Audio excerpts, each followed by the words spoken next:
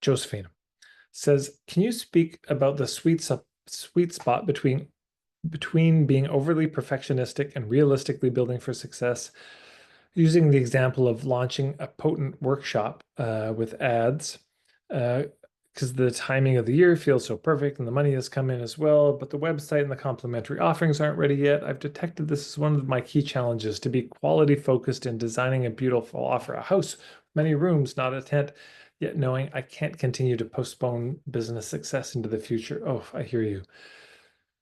Well, there's a lot to say, but one is you can really hone in on getting the simplest business model. Don't have everything, but have something that's going to make you money, right?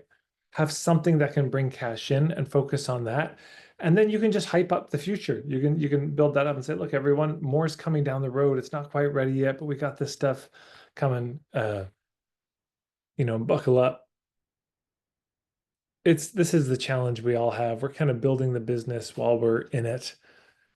You're doing great. That's the big thing I'd say. Don't be too hard on yourself. You're doing fine.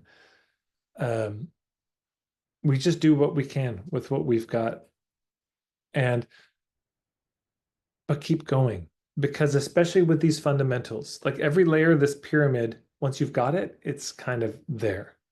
And then you add the next layer and it's there, and the next layer and it's there, and everything builds on everything.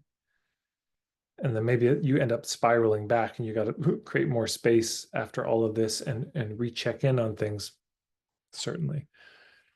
But there's a lot of longevity in dealing with the fundamentals that there isn't in the tactics. So the fact that you're trying to build a house, I mean, houses go over budget all the time. It's a nightmare. That's how it is, which is why we need the space. You see why I put that at the bottom of the pyramid. We start with space, giving ourselves a lot of room, including time.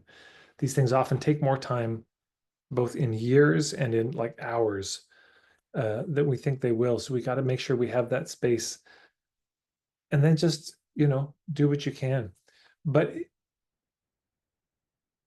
I mean, there's one way to do it where you build this whole mansion and then you throw a party and invite everyone in. But the other way to do it is you have a tent and you invite a few people for a little bonfire. And then you build a log cabin and you have a little kitchen party in your log cabin. And then you build, an extension to an extension to it. So it doesn't all have to be built and then you invite people. You can be inviting people along the way.